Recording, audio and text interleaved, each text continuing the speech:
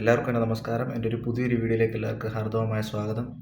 വീണ്ടും നിങ്ങളുടെ മുന്നിലേക്ക് വരാനായിട്ടുള്ള കാരണം എന്ന് വെച്ച് കഴിഞ്ഞാൽ നമ്മുടെ നാട്ടിലുള്ള ആൾക്കാർ തന്നെ ഈ യൂറോപ്പിലും റഷ്യയിലും അതിഭയങ്കരമായ രീതിയിൽ വിസ തട്ടിപ്പ് കാര്യങ്ങൾ ചെയ്തുകൊണ്ടിരിക്കുക. അത് യങ്സ്റ്റേഴ്സ് ആയിട്ടുള്ളവരാണ്, മനസ്സിലായോ?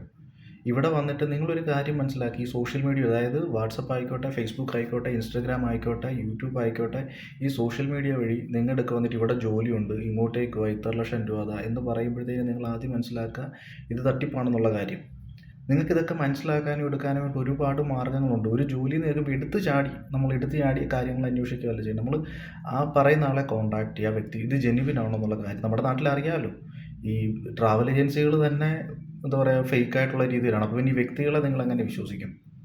അപ്പോൾ അതുകൊണ്ട് നിങ്ങൾ ഏത് നാട്ടിലോട്ടാണോ കയറിപ്പോകാൻ ഉദ്ദേശിക്കുന്നത്, ആ നാട്ടിൽ ഒന്നെങ്കിൽ നിങ്ങളുടെ വീടിനടുത്തോ അല്ലെങ്കിൽ ഫ്രണ്ട്സോ റിലേറ്റീവ്സോ ആരെങ്കിലും വഴിയൊക്കെ ഏതെങ്കിലും ഒരാൾ, നമ്മുടെ ഒരു മലയാളി എവിടെയും കാണും, ഉറപ്പായിട്ടുള്ള കാര്യം, അത് 100% ഉറപ്പാണ്. നമ്മുടെ ഒരു മലയാളി ഈ ലോകത്തിൻ്റെ ഏത് ഭാഗത്തെങ്കിലും കാണും.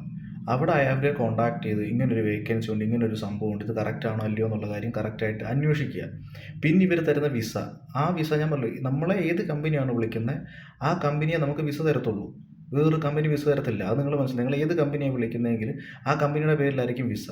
ഇവർ ഈ ചെയ്യുന്ന വിസ എന്ന് വെച്ച് കഴിഞ്ഞാൽ, നിങ്ങളെ വിളിക്കുന്ന കമ്പനി, ഇവരൊരു കമ്പനി ഇവിടെ ഉണ്ടാക്കി ആ കമ്പനിയിലോട്ട് ആളെ വേണമെന്ന് പറഞ്ഞിട്ടാണ് നിങ്ങളെ ഇങ്ങോട്ടേക്ക് കൊണ്ടുവരുന്നത്. എന്നിട്ട് നിങ്ങളെ ഇവിടെ കൊണ്ടിട്ട് വെയർ ഹൗസിലും ഈ പറയുന്ന പല സ്ഥലങ്ങളിലും ഇവർ നിങ്ങളെ അടിമകളെ പോലെ വിൽക്കുവാണ്, മനസ്സിലായോ?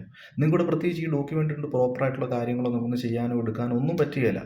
നിങ്ങൾ സാധാരണ ഒരു ഇതായിട്ടുള്ള, അതായത് ലീഗലായിട്ടല്ല, ഇത് ഇല്ലീഗലാണ്. പിടിക്കപ്പെട്ട് കഴിയുമ്പോഴത്തേക്കിന് ഇല്ലീഗലായിട്ടുള്ള സംഗതിയാണ് ഇവരോട് ചെയ്തുകൊണ്ടിരിക്കുന്നത്. അപ്പോൾ അതുകൊണ്ട് ഞാൻ വീണ്ടും നിങ്ങളോട് പറയുകയാണ്, നിങ്ങൾ നല്ല രീതിയിൽ അന്വേഷിച്ച് എടുത്ത് കഴിഞ്ഞതിന് ശേഷം മാത്രമേ ഒരു രാജ്യത്തോട്ട് വരാൻ വേണ്ടിയിട്ടുള്ള കാര്യങ്ങൾ നോക്കിയെടുക്കുകയും ചെയ്യാവുള്ളൂ. ഈ സോഷ്യൽ മീഡിയ വഴി മെയിനായിട്ട് കാണുന്ന ആൾക്കാർ ഒരിക്കലും നിങ്ങൾ വിശ്വസിക്കരുത്. അവർ വിസ തട്ടിപ്പ് ചെയ്യുന്ന ആൾക്കാരാണ്.